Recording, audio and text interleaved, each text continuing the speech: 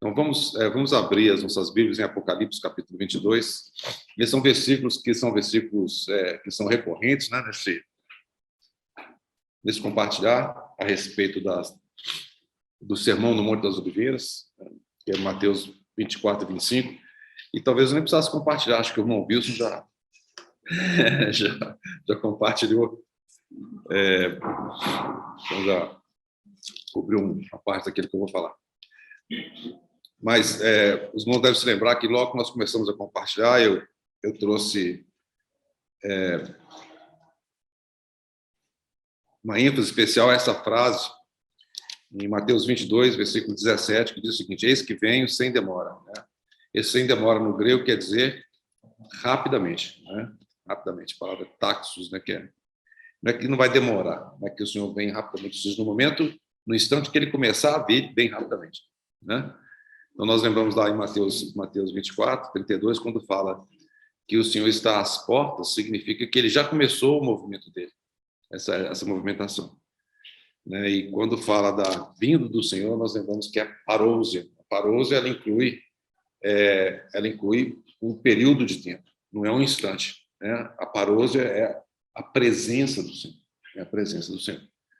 Então, quando o Senhor diz aqui, eis que venho sem demora, significa que eis que venho rapidamente. Essa é a nossa esperança, essa é a nossa confiança, essa é a nossa expectativa, e é isso que nós temos percebido nos dias em que nós vivemos. Né? A volta do Senhor está cada vez mais próxima. Né? Depois do versículo 12, aí eu vou chamar a atenção dois pontos, duas frases. Né? Novamente o Senhor diz, observe bem, quando o Espírito Santo ele repete, né? Quando nós temos o duplo chamamento, né? Marta, Marta, Simão, Simão, Saulo, Saulo, assim por diante. A gente sabe que o Espírito Santo tem uma ênfase especial. O Espírito Santo, né? O Senhor Jesus, mais uma vez, ele diz, e eis que venho rapidamente. Versículo 12. E comigo está o galardão, né? Então, a recompensa. Então, o Senhor já fala aqui de uma recompensa, que tenho para retribuir a cada um segundo as suas obras. Muitos irmãos às vezes se confundem com isso aqui, mas, puxa vida, afinal de contas, a salvação não é pela graça? Que história é essa de recompensa pelas suas obras? Mas é o Senhor que está dizendo, e como nós vamos ver hoje, existe realmente uma questão muito importante relacionada a isso aqui. Então, o Senhor vem rapidamente, e com ele está trazendo o galardão, uma recompensa, né? Segundo as obras, para retribuir. E, finalmente, versículo 20, diz o seguinte, aquele que dá testemunho destas coisas, diz, certamente venho rapidamente. Amém. Vem, Senhor Jesus.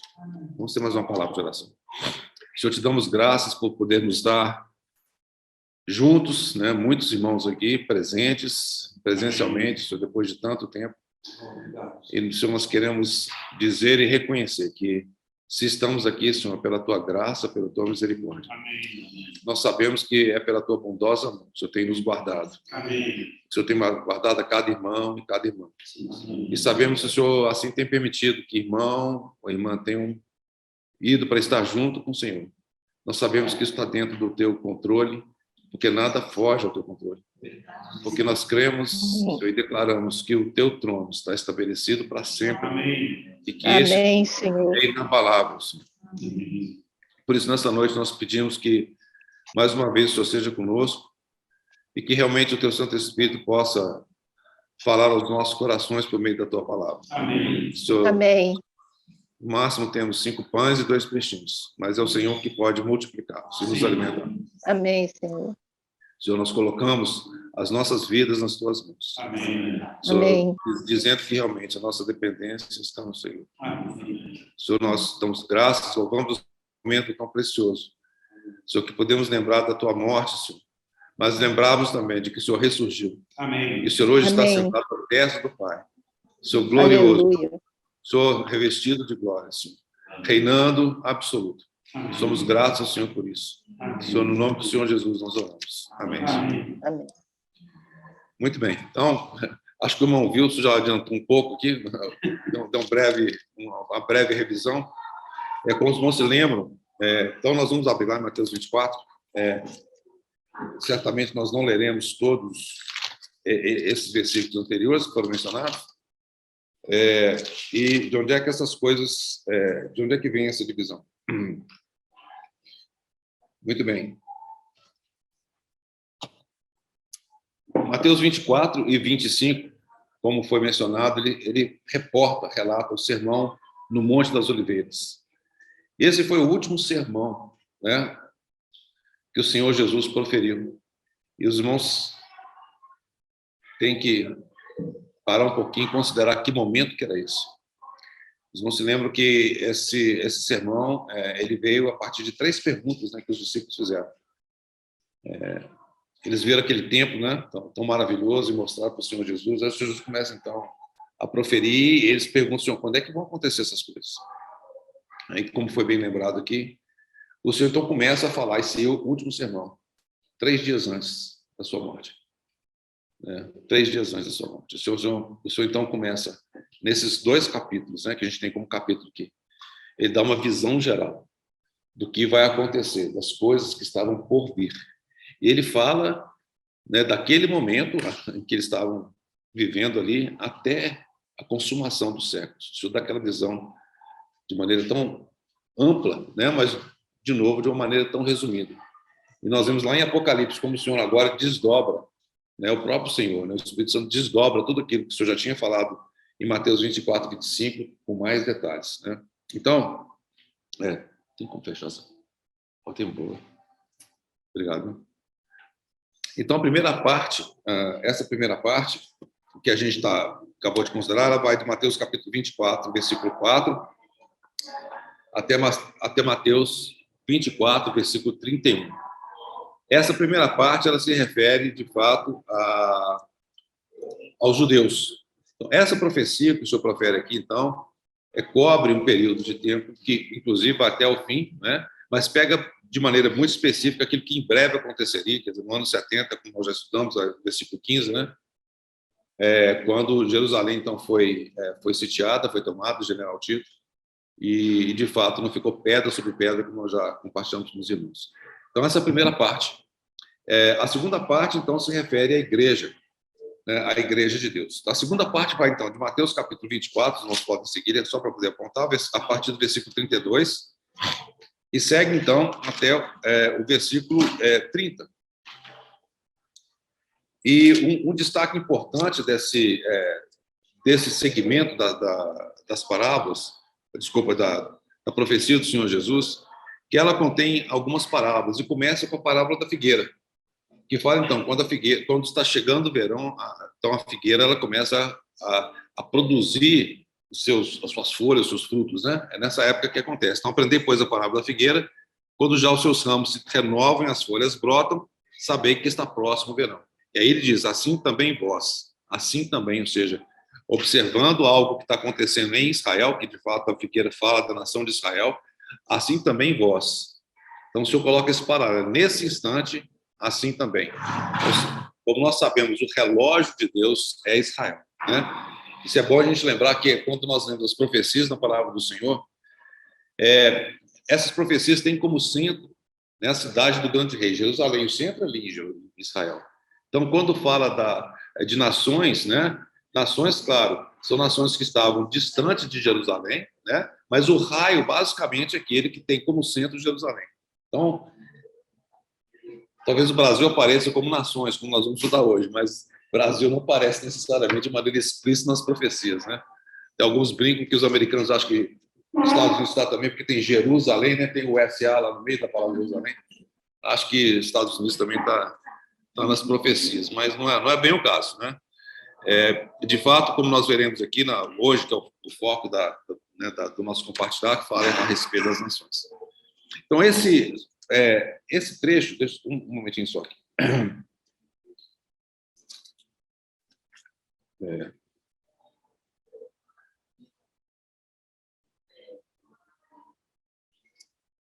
Ok, suficiente. Então, eu estou um pouco preocupado com o tempo, porque já são 20 e 27, né? Nós começamos um pouquinho mais tarde. Então, essa segunda parte, então, fala a respeito da igreja, e observa bem, quando o senhor fala a respeito daquela parte concernente à igreja, nós vemos, então, as parábolas, né? Você não se lembra que o Senhor Jesus começa a falar em parábolas no momento em que ele foi rejeitado. Nós vimos isso lá quando estudamos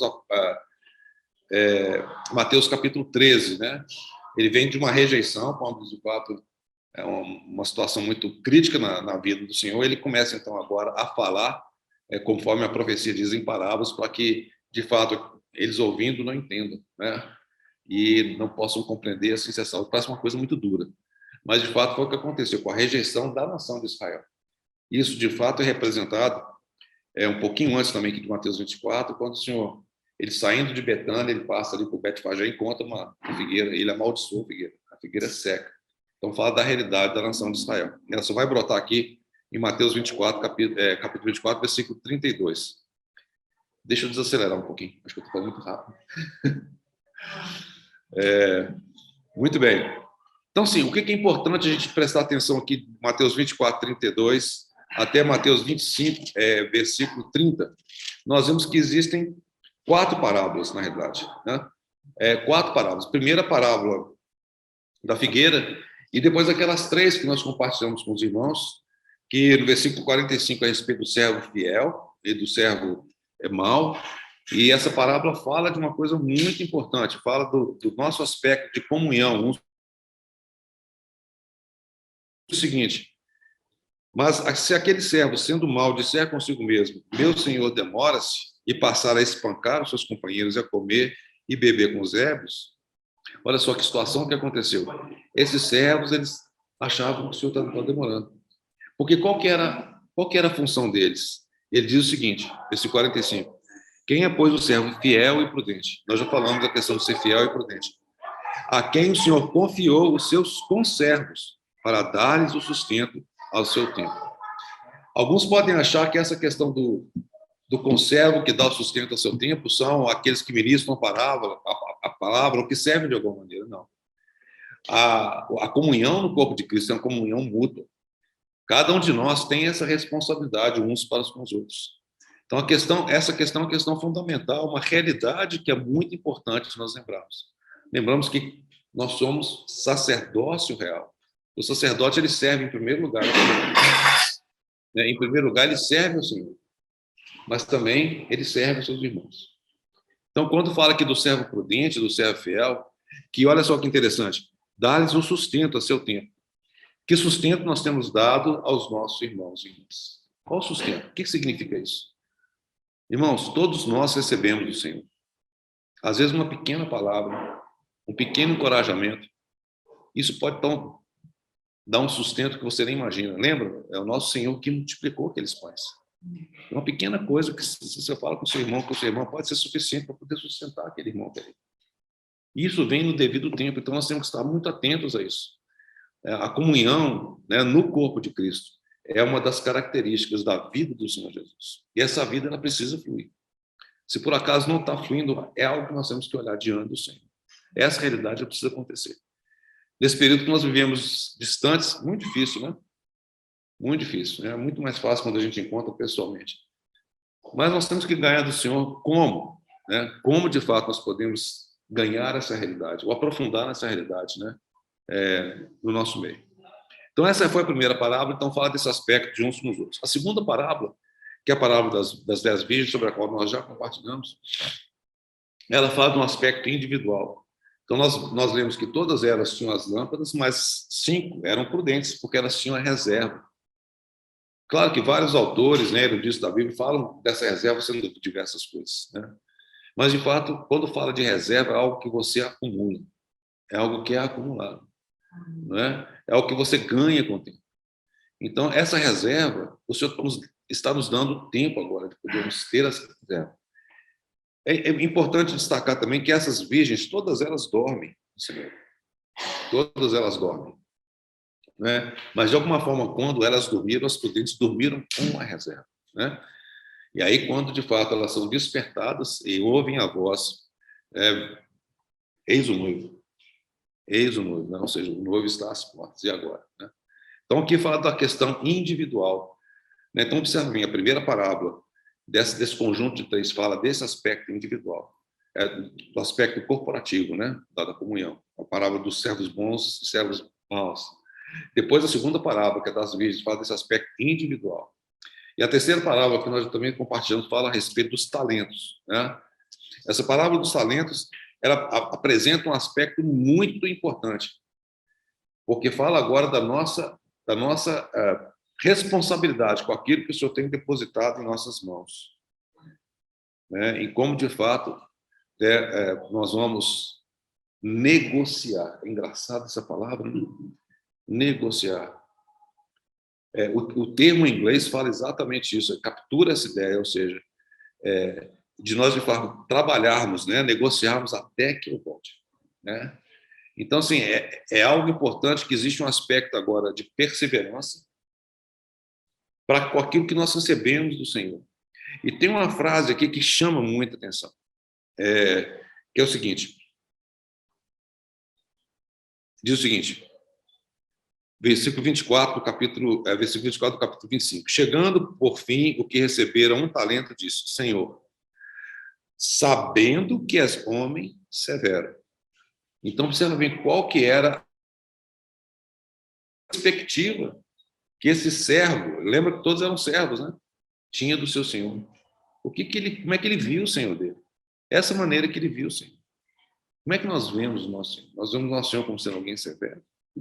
Eu lembro do irmão Ward, ele compartilhando isso, que antes dele crer no Senhor Jesus, ele imaginava Deus, claro que nos Estados Unidos, né? Ele imaginava Deus como sendo aquele velho, né, com um taco de beisebol escondido, né, pronto para poder dar uma paulada, né, se ele fizesse alguma coisa errada. Muitas vezes a perspectiva que as pessoas têm de Deus é esse Deus que é um Deus mau, né, um Deus vingativo. Mas nós sabemos que o nosso Deus, ele é sempre bom, né? Essa é a característica do nosso Deus. Ele é justo, mas a característica de Deus é bom, né? Deus é bom. E as suas misericórdias duram para sempre. Né? E a perspectiva que esse servo tinha do seu Senhor era uma perspectiva completamente incorreta. Então, a justificativa que ele deu foi assim, a culpa é sua, porque você é um cara muito duro, você é mau, né? Olha só. Porque és severo, que ceifas onde não semeaste e ajuntas onde não espalhaste. Receoso, escondi na terra o teu talento. Aqui tens o que é teu. Ou seja, ele não avançou, ele não progrediu, né? Não exercitou aquilo que ele havia recebido do seu Senhor. Então, essas três parábolas, elas seguem nessa sequência. E, finalmente, nós chegamos hoje à noite.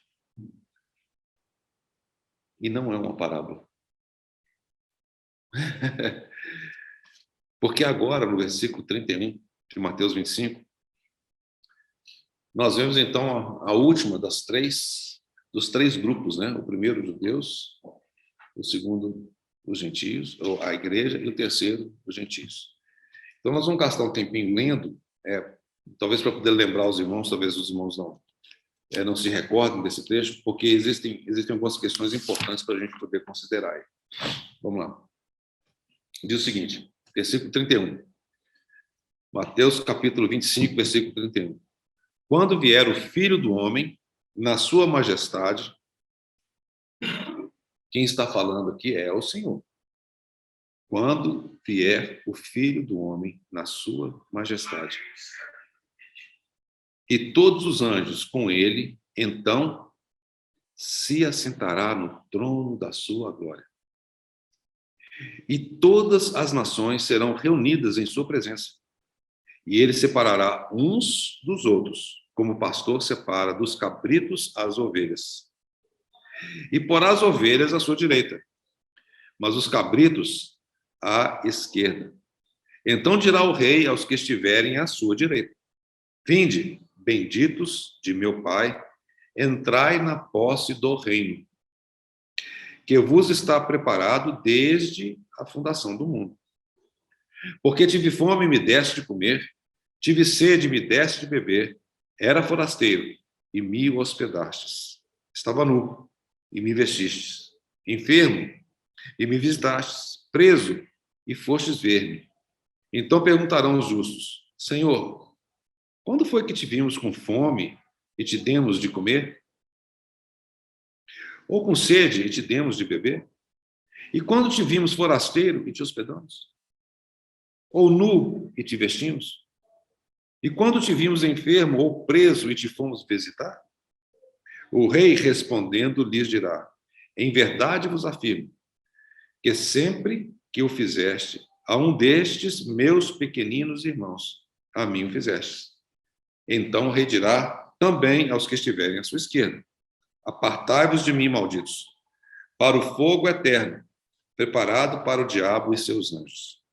Porque tive fome e não me destes de comer. Tive sede e não me destes de beber. Sendo forasteiro, não me hospedastes.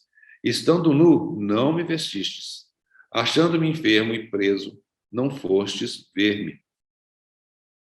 E eles lhes perguntarão: Senhor, quando foi que te vimos com fome, com sede, forasteiro, nu, enfermo ou preso e não te assistimos? Então lhes responderá: em verdade vos digo, que sempre que o deixastes de fazer a um destes mais pequeninos, a mim o deixaste de fazer. E irão estes para o castigo eterno, porém os justos para a vida eterna.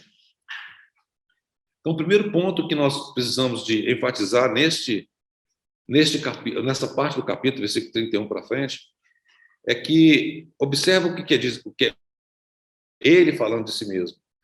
E na sequência que a gente vem, ele falando desde daqueles momentos com os judeus, né, que aconteceu em todo anos 70, assim por diante, ele vai avançando na sua explanação daquilo que estava por vir. Ele fala sobre a igreja, sobre a vinda dele como ladrão, que esse era o ponto importante que a gente tem que sempre lembrar.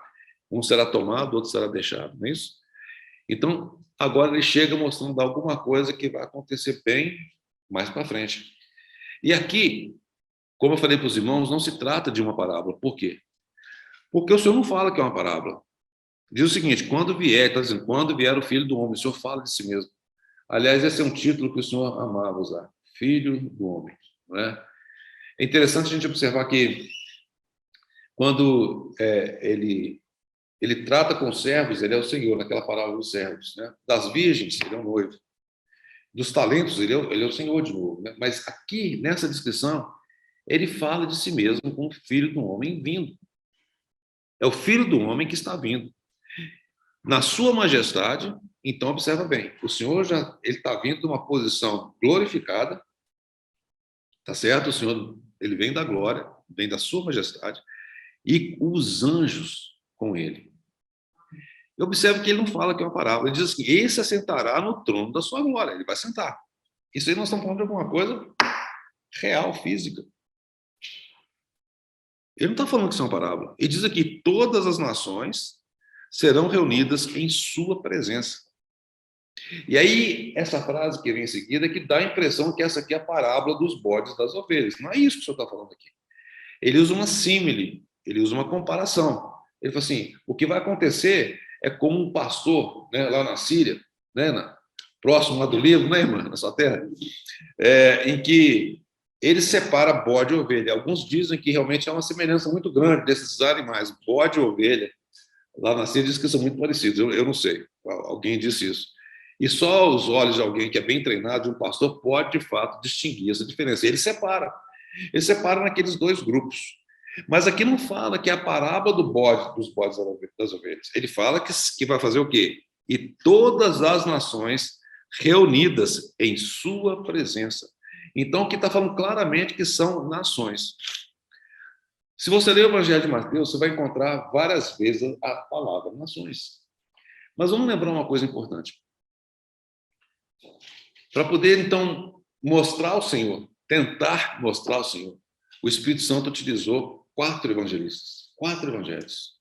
Cada um olhando para o Senhor de um ângulo diferente. Observando o Senhor de um ângulo diferente, com uma perspectiva diferente, porque o Senhor ele é infinito, né? A pessoa do Senhor é incomparável. E nós sabemos que desses 4 evangelhos, Mateus foi aquele que escreveu com a direção mais para os judeus. Então, observe que Mateus começa o seu evangelho falando do Senhor Jesus como o rei, mostrando a genealogia real do nosso Senhor, como aquele que, de fato, iria se sentar no trono, né? Vai se sentar no trono de Davi. Né? Eu sei que as irmãs que estão participando aqui né, da harmonia dos evangelhos, né, estudar isso mais profundamente, talvez vocês devessem compartilhar sobre isso. Mas então Mateus ele apresenta o Senhor Jesus como o grande rei. E nesse evangelho, quando ele começa então a falar de nações, ele não obviamente não está falando de Israel. Ele está falando, e o texto no original fala gentios. Vamos dar uma olhada para a gente poder ver quais são esses lugares. Mateus 4 é um trecho conhecido. Mateus capítulo 4, vamos ver lá, versículo 15. Diz o seguinte: terra de Zebulon, terra de Naftali, lembra, vocês são das tribos de Israel. Caminho do mar, né? Esse caminho existe até hoje, irmãos. Esse caminho do mar, né? A Via Maris, né? Que já teve chance de ir lá, passa ali exatamente na Galileia. É o que diz aqui, ó. Galileia dos gentios. Essa palavra gentio, no original, é a mesma palavra original de nações que aparece aqui no capítulo 25. É a mesma palavra. Mais uma. Um pouquinho para frente, capítulo 6. Tem muitas, viu? Isso aqui é só alguns exemplos. Mateus, capítulo 6, versículo 32. O que diz aí? Diz o seguinte: porque os gentios, você podia, se fosse usar a mesma tradução, porque as nações, né? Mas é gentios, a palavra original significa gentios, etnos, que é a palavra que é utilizada no grego. 10, capítulo 10, eu não li o versículo todo, meus irmãos podem ler depois. Capítulo 10, versículo 5.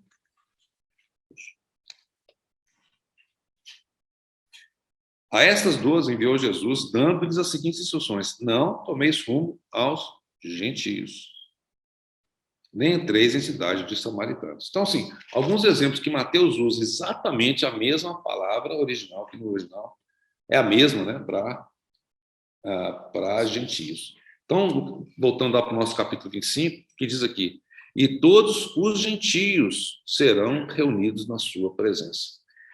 Então, nós temos uma clareza muito grande aqui. Em primeiro lugar, que aqui não está incluído Israel, ok? São gentios. São as nações. E o que mais que a gente pode entender daqui? Que essas nações são de pessoas que estão vivas, ou seja, são as nações, representam aquelas pessoas vivas nessa época, que o Senhor vier com seus anjos. E nós vamos tocar nesse ponto daqui um pouquinho, eu espero que a gente consiga tocar, porque esse é um ponto importante. Porque quando muitos leem esse trecho da palavra de Deus, acham que esse trecho está falando do julgamento do trono branco, ou do tribunal do trono branco, né? Mas não é isso. Por vários motivos. Eu não sei o quanto que eu vou conseguir entrar nesses detalhes com os irmãos, mas claramente aqui fala que essas nações vão estar diante do Senhor, elas vão estar vivas. E elas vão estar na presença dele. Alguém até... Eu cheguei a fazer essas contas. Tá? Que conta foi que eu fiz? Quando o Senhor voltar de maneira visível, eu vou mostrar a transparência aqui um pouquinho, vai ser logo antes dele inaugurar o milênio. Um pouquinho antes, tá certo? É quando vai acontecer esse evento aqui. Muito bem. Esse evento acontece antes do início do milênio. O milênio acontece, né? E aí a gente consegue entender o porquê que durante o milênio vão ter as nações.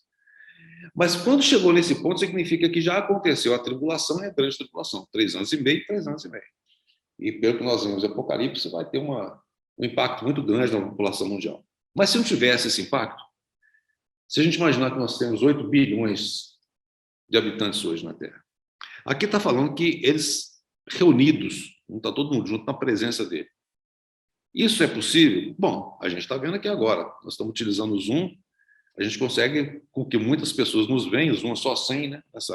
Mas você pega o YouTube, que seja, ou pega, você imaginar, você consegue fazer com que isso apareça em tudo quanto é lugar do mundo. Mas ainda que fosse todo mundo presente, eu fiz as contas. Se cada pessoa em pegar tiver 1 metro quadrado, tá? As contas que eu fiz seriam o seguinte: toda a população mundial caberia no estado de Pernambuco e sobraria espaço ainda. Toda a população mundial caberia em Pernambuco, né? Então ainda sobraria aí uns 14 mil quilômetros quadrados. Então, sim, é possível? Claro que é possível. Nós não sabemos exatamente como vai ser, se vai ser por videoconferência, mas aqui o senhor fala que eles estarão reunidos na sua presença. Então, nesse momento agora, o Senhor vai julgar os gentios, vai julgar as nações. E observa bem, tudo aquilo que o Senhor utiliza para poder explicar essa separação que ele faz é baseada em obras. E ao longo da história da igreja, muitos usaram essa informação entendendo que realmente por meio dessas obras, né, haveria então a salvação. Alguém poderia receber vida eterna por meio das obras. Mas isso não é verdade, porque está falando de gentios, de nações. E essas obras que estão sendo faladas aqui, elas são obras que essas pessoas fizeram, e observa o que eles dizem aqui. Versículo 37. Então perguntarão os justos: Senhor, quando foi que te vimos com fome? Tá certo? Como é quando nós vimos o Senhor? Então, existem muitos questionamentos a respeito disso. Se realmente essas pessoas fossem cristãos, crentes em Cristo Jesus, nascidos de novo, elas conhecem o Senhor. E, ademais, irmãos e irmãs, a vida do Senhor em você e em mim nos conduz naturalmente a fazer isso. Não haveria nenhum motivo para haver surpresa da nossa parte, porque nós sabemos Cristo em vós. Né? Cristo em vós. Então, esses são pontos que nos fazem entender de maneira bastante clara que se trata desse momento específico que essas nações estão vivas. Por que não é, então, o juízo, né, o tribunal do trono branco? Então, os irmãos abram comigo Apocalipse capítulo 20. É só para poder sustentar esse ponto que eu acho que é muito importante. Apocalipse capítulo 20.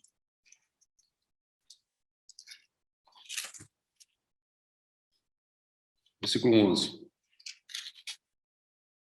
Vi um grande trono branco, e aquele que nele se assenta, de cuja presença fugiram a terra e o céu, e não se achou lugar para eles. Mateus capítulo 25 não fala absolutamente nada a respeito de céu e terra sumir, né? Na presença dele. Vi também, agora observa bem, essa que é a chave. Vi também mortos, os grandes e os pequenos. Nesse tribunal do grande trono branco, acontece, então, a ressurreição dos mortos, grandes e pequenos. Então, neste momento, estes serão julgados. É o que vai acontecer nesse tribunal. E agora, rapidamente aqui, eu vou tentar compartilhar com os irmãos, então, compartilhar o vídeo, né, de maneira mais objetiva aqui. Se eu consigo aqui. Não sei o que está acontecendo aí.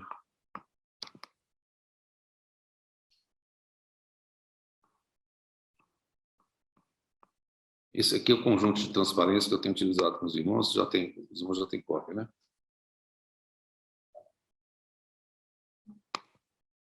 Ok. Essa transparência... Deixa eu ver como é que vai sair. Não vai aparecer. Então, vamos lá ver se eu consigo melhorar isso aí. Bom, cadê meu apontador aqui?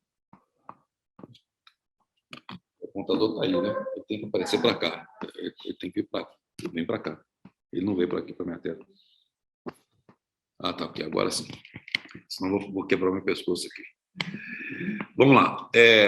De novo, você quer recapitulação? Mas, como a gente já compartilhou, então a gente está vendo aqui, ó, esses dois aqui falam que um será tomado, o outro será deixado. Lembra? Isso aqui, Mateus, capítulo 24, a partir do versículo 31. Não é isso? 32, desculpa. E fala, então, observa, as 10 virgens, todas morreram, dormiram em Cristo, né? Então, elas estão no paraíso, tá certo? O que vai acontecer nesse período aqui, ó, né, quando acontecer esse momento específico, né, que é muito próximo, a gente não sabe exatamente, não tem como colocar tempo aí, né, porque a gente não sabe, o dia, a hora só o Senhor sabe. A gente vê que um vai ser deixado, esse um, ele vai estar vivo, ok? E vem todo aquele período da tribulação. Então, acontece as trombetas, né, e vai por aí fora, as taças. Mas a chave aqui importante para a gente ver é o seguinte: Quando esse um que representa o um, né, que vai ser arrebatado, e que a gente já viu lá em Apocalipse 12, fala exatamente do filho varão, esse é o filho varão, que ele é arrebatado até o trono, ele vai até o trono, né? A gente não pode achar que o Espírito Santo ele tem imprecisão na maneira dele colocar as palavras na Bíblia. Se ele fala trono, é trono. Se ele fala nuvens, é nuvens, certo? Então não tem dúvida. Então, o filho varão ele é arrebatado até o trono. Muito bem, aí acontece esse período todo de tribulação e, em algum momento, como diz Mateus 24, 43, como nós já vimos, ele virá, então, com esses que foram arrebatados até o trono, até as nuvens. Certo? Nas nuvens, vão encontrar com ele aqueles que estavam mortos em Cristo. Eles vão ser ressuscitados e vão encontrar com aqueles que vieram do trono para poder, então, passar pelo tribunal de Cristo. Certo? E esse, então, é o primeiro tribunal. E a gente não pode confundir. Então, tentei marcar aí para a gente ter clareza. Julgamentos, a gente sabe que existirão vários julgamentos, né? Mas esses três, muitas vezes, eles são confundidos. E o que eu quero hoje, nesse momento que falta, tentar trazer clareza para a gente não confundir esses três momentos específicos. Então, o primeiro tribunal que vai acontecer nas nuvens, ele não vai acontecer sobre a terra, é o tribunal de Cristo e é para aqueles que nasceram de novo, aqueles que foram redimidos pelo Senhor, que não morreram, não passaram pela morte ainda nesse ponto, mas vai sim com aqueles que, desculpe, vão estar todos aqui no tribunal de Cristo, aqueles inclusive que ressurgiram. Deixa eu voltar aqui que eu confundi os irmãos. Os que foram arrebatados até o trono descem com o Senhor e vão até as nuvens. E aqueles que morreram, dormiram no Senhor, agora eles são ressuscitados, como aqueles também que passaram, aqueles que ficaram aqui, eles são arrebatados até as nuvens. E ali vai acontecer esse tribunal de Cristo. Então, esse eu sei que sempre foi um problema para muitos irmãos e irmãs ao longo da história da igreja. Porque faz, puxa vida, eu fui salvo, redimido pelo sangue do Senhor Jesus. Eu ainda vou ter que passar para o tribunal? A palavra de Deus fala que nenhuma condenação há para aqueles que estão em Cristo Jesus. Mas olha o que a Bíblia fala. Nenhuma condenação. Nós fomos libertados dessa condenação.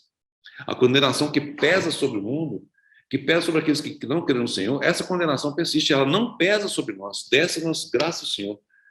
Nós somos transportados, né, do reino das trevas para o reino do Filho do seu amor. Nós somos transportados. Não, sobre nós não pesa mais nenhuma condenação. Não tenha dúvida quanto a isso. Porém, o Senhor nos alerta que nós teremos de responder. Oi? Estou dizendo que eles não estão vendo se você compartilhar essa tela. É.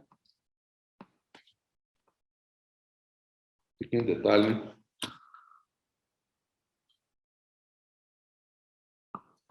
Desculpem, irmãos. Vou ver se eu resolvo esse problema aqui.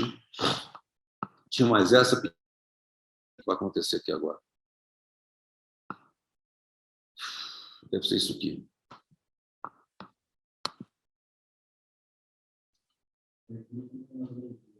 Oi?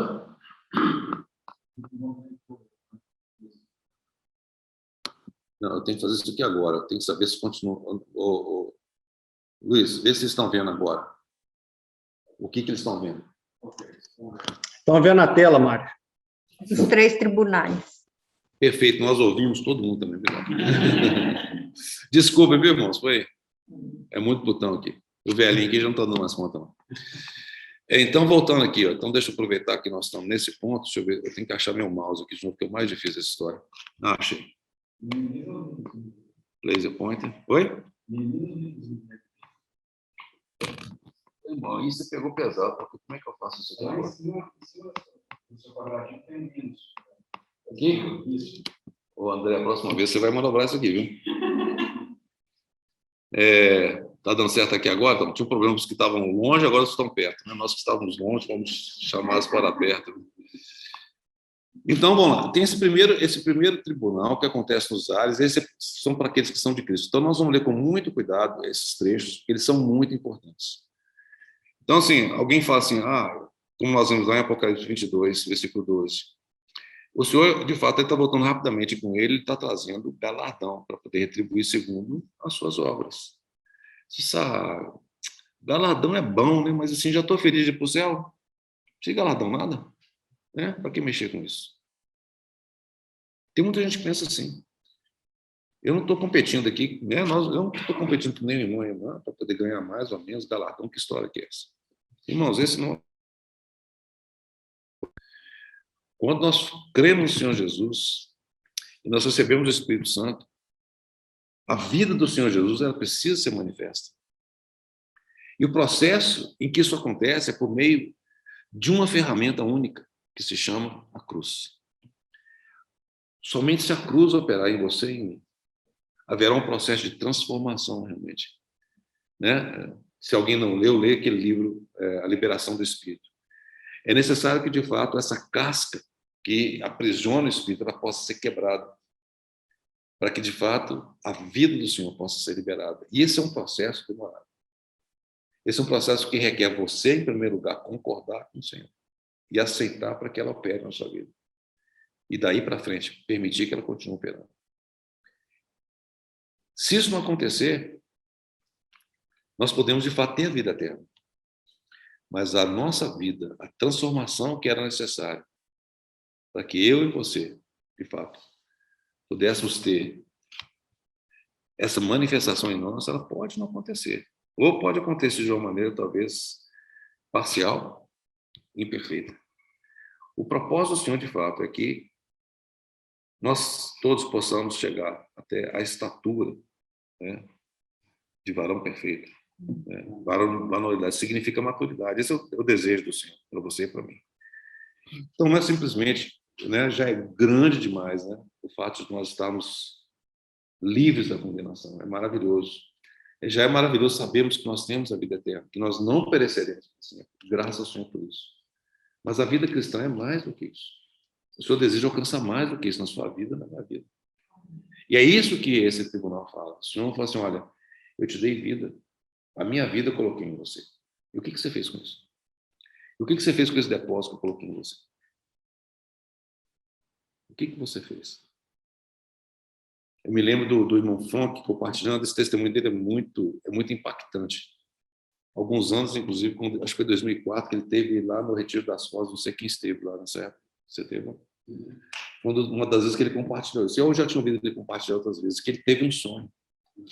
E nesse sonho, de fato, ele sonhou com o Tribunal de Cristo.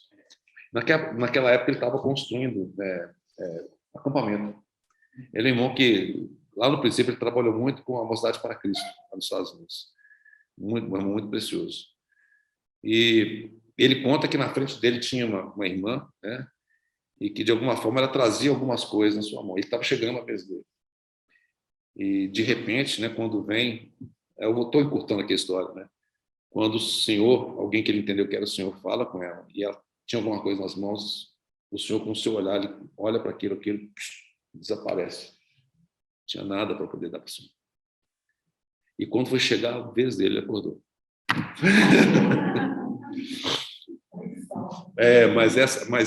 Mas esse sonho realmente impactou muito a vida dele. Então, nós vamos ler com bastante cuidado esse versículo que é, para a gente, primeira coisa, localizar esse primeiro tribunal na palavra de Deus. Então, vamos lá em Romanos, capítulo 14. Romanos, capítulo 14. Ixi.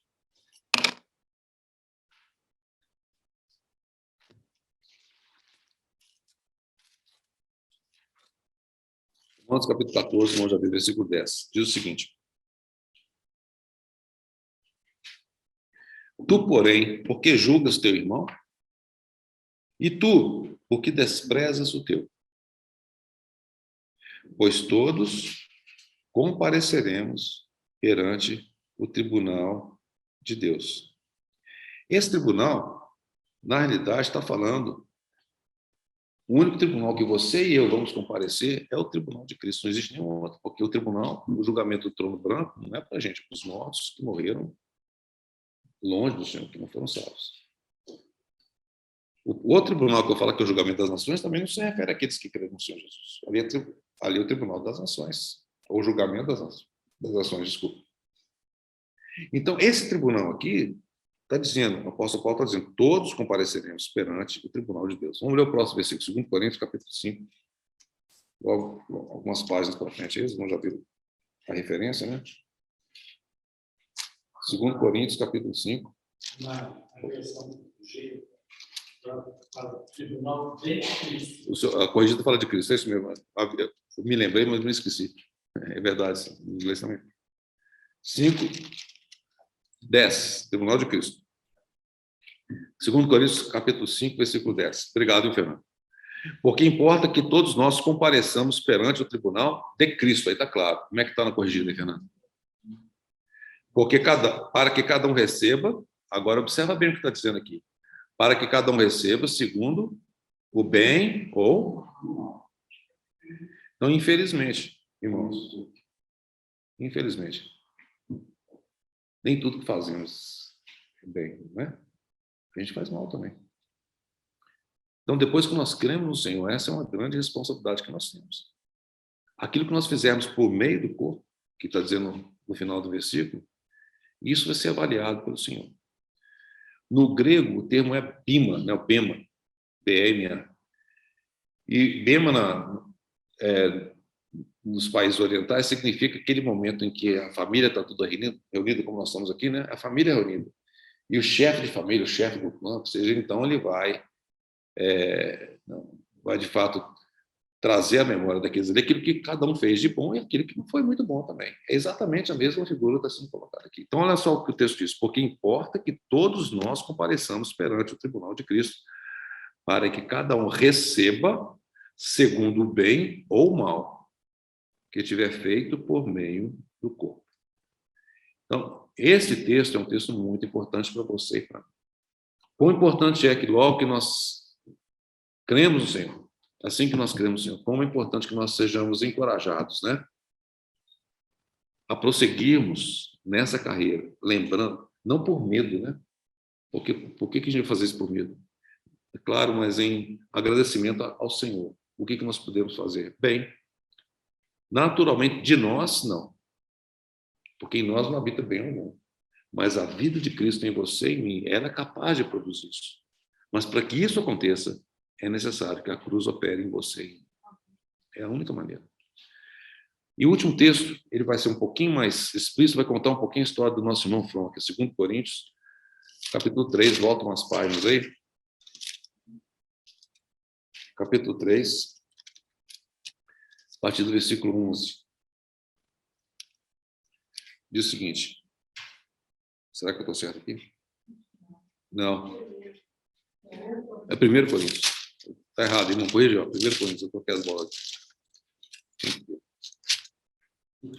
3, né? 3:11. É isso mesmo.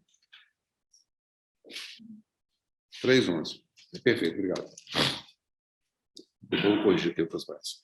Porque ninguém pode lançar outro fundamento além do que foi posto, o qual é Jesus Cristo. Não existe nenhuma outra base, nenhum outro fundamento, senão o próprio Senhor. Tudo que é edificado em outras questões, né, ainda que sejam boas, são aceitáveis para o Senhor. Lembra, na transfiguração, quando estava Moisés e Elias com o Senhor, Pedro teve a brilhante ideia de fazer os 3 tabernáculos. Deus falou assim, ninguém compara com meu filho. Ninguém. Não existe nenhum outro fundamento. Infelizmente, o que nós vemos hoje, no meio da cristandade, isso fala muito da igreja nos tempos em que nós estamos vivendo. Há muito sendo edificado. Um monte de coisa, mas que não é o Senhor. O fundamento não é o Senhor. E quando isso acontece, pode ser maravilhoso, mas é completamente inaceitável a Deus. Deus não aceita absolutamente nada fora de Cristo. Nada. Não tem jeito. Então, porque ninguém pode lançar outro fundamento além do que foi posto, o qual é Jesus Cristo. Contudo, se o que alguém edifica sobre o fundamento é ouro, prata, pedras preciosas, madeira, feno e palha. Observe que está falando aqui de edificação, tá vendo? Construção. É coisa que é realizada. É ouro, prata, pedras preciosas, madeira, feno e palha. São 3 classes, dois conjuntos de 3 materiais que o apóstolo Paulo guarda aqui. Eu não vou ter muito tempo para poder falar disso não, mas não importa. Diz que manifesta se tornará a obra de cada um. Manifesta se tornará a obra de cada um.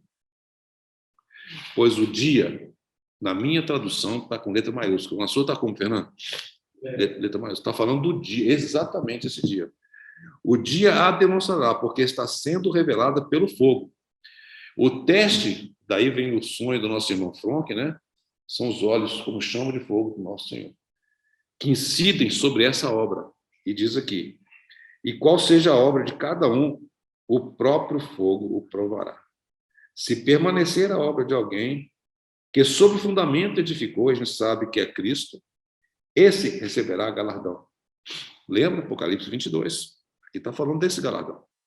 É a recompensa. E se a obra de alguém se queimar, sofrerá ele dano. Tem algum dano que está sendo mencionado aqui. Então, lembra, quando nós lemos lá em 2 Coríntios 5, ele fala do bem ou mal. Então, existe, né, mais ou menos, né? Não é só mais, certo? Sofrerá ele dano, mas esse mesmo será salvo, todavia, como que através do fogo. E aí o apóstolo Paulo prossegue. Ele fala assim, olha, lembra que ele falou antes, por meio do corpo? Olha o que ele está dizendo aqui.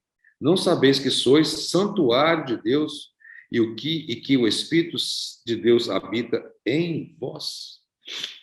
Essa é a chave. Você e eu somos o santuário de Deus. E o Espírito Santo habita em nós. E aquilo que nós fazemos por meio do corpo, nós estamos fazendo a transposição aqui por meio do santuário de Deus.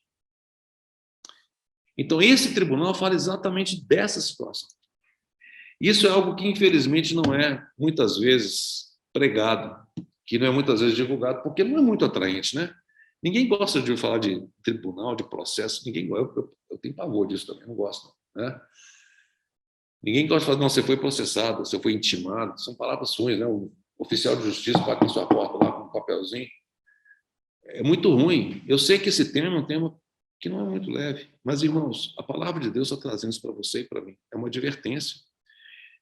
Enquanto nós estamos nos dias da nossa carne, nós temos tempo ainda. O Senhor nos dá essa oportunidade. Isso aqui, na realidade, é um encorajamento. É para que nós possamos sair daqui encorajados, a de fato, permitir que o Senhor possa alcançar aquilo que Ele quer alcançar na sua vida e na minha vida. O único impedimento é você. O único impedimento sou eu. E o Senhor te respeita e o Senhor me respeita. Vou falar infelizmente, né? O Senhor nos respeita. Se você fala não, eu não lembro bem, era a Miss Bárbara que falava isso. Né? Senhor, ainda que não te ceda agora, né? Senhor, tem paciência, aguarda um pouquinho. Não desiste, não. Eu ainda vou te entregar. Né? Então, esse tem que ser o nosso coração.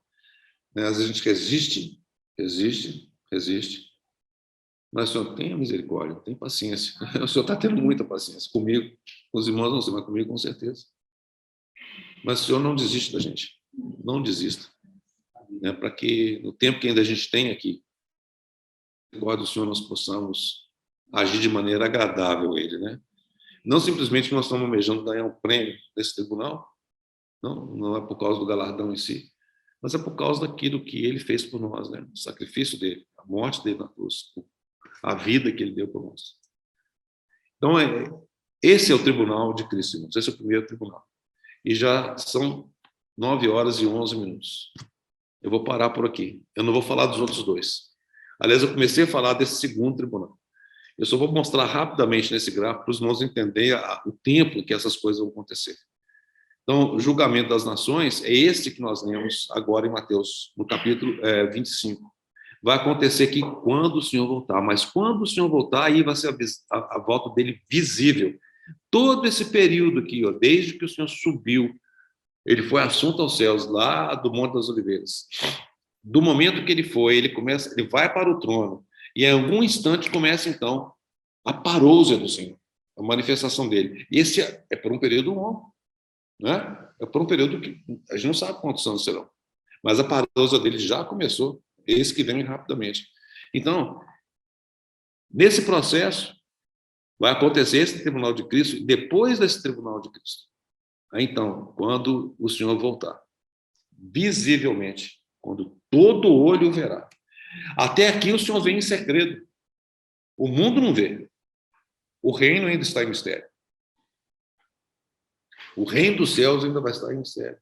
O mundo não viu ainda. Mas nesse momento o Senhor Jesus então vem. Aí que nós vemos lá, e para concluir, nós vamos terminar com esse texto. Mateus 25, né? Que é o versículo 31.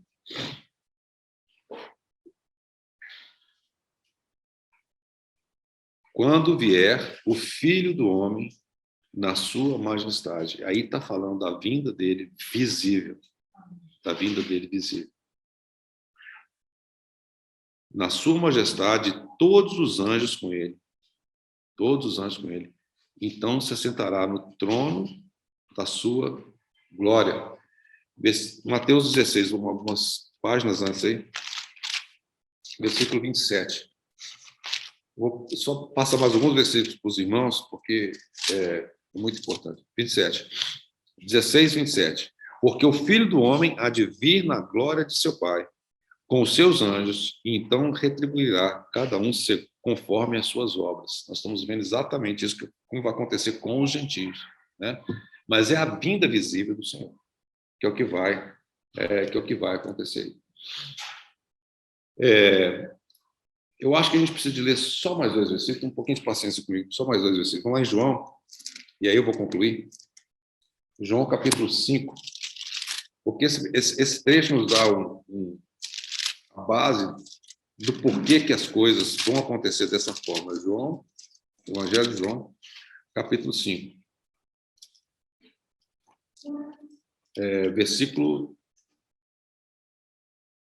A partir do versículo 24. Em verdade vos digo, quem ouve minha palavra e crê naquele que me enviou tem a vida eterna, não entra em juízo, mas passou da morte para a vida.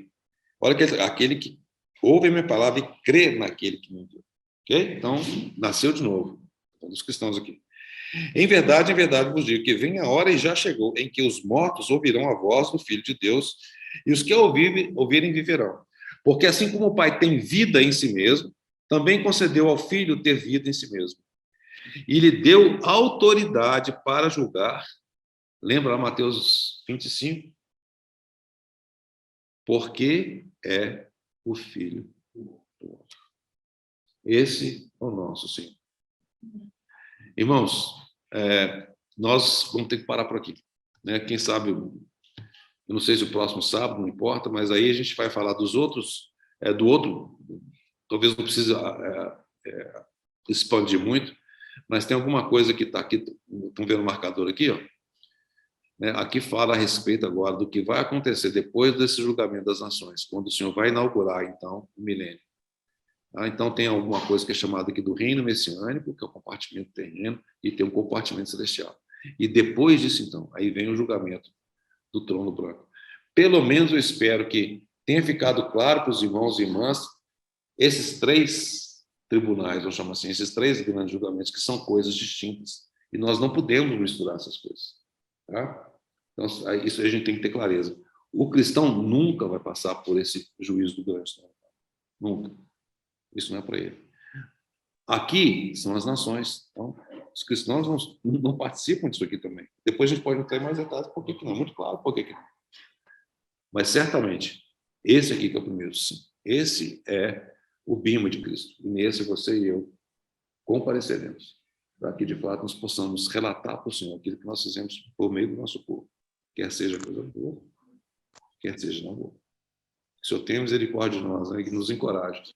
Eu quero que os irmãos não saiam daqui morrendo de medo, né, atemorizados, mas que saiam daqui encorajados. O Senhor tem me dado mais um dia de vida, que de fato eu possa vir para o Senhor, que o Senhor possa alcançar em mim aquilo que o Senhor deseja, né? Não simplesmente porque eu quero o galardão, não, mas é porque eu quero de fato ser agradável ao Senhor, né? E o Senhor de fato poder. Então, o seu perfume de Cristo ser percebido por toda a sua vida. Vamos ter uma palavra de oração. Senhor, nós somos gratos ao Senhor porque o Senhor é eterno e de grandes misericórdias. Nós damos graças ao Senhor porque o Senhor é realmente tão paciente para conosco, Senhor. Nossa, o Senhor é longânimo. O Senhor é longânimo para conosco. O Senhor realmente sofre longamente com cada um de nós. E é só o Senhor mesmo. Por isso nós Pedimos nessa noite, Senhor, o Senhor não desista de nós. Amém. Senhor, nós de fato queremos que o Senhor venha alcançar nas nossas vidas. Senhor, aquilo que o Senhor deseja alcançar. Amém. Senhor, para que pela tua grande misericórdia, Senhor, pelo teu fazer, realmente nós possamos ser achados entre aqueles que foram conformados de maneira plena à imagem do teu amado Filho. Amém. Senhor, nos encomendamos a Ti nessa noite e continue falando aos nossos corações. Mais uma vez, graças ao Senhor por essa oportunidade. Senhor, de estarmos juntos, vários irmãos presentes aqui, outros irmãos remotamente, mas estamos juntos, unidos, Senhor, porque nós compartilhamos a tua vida. Em nome do Senhor Jesus. Amém.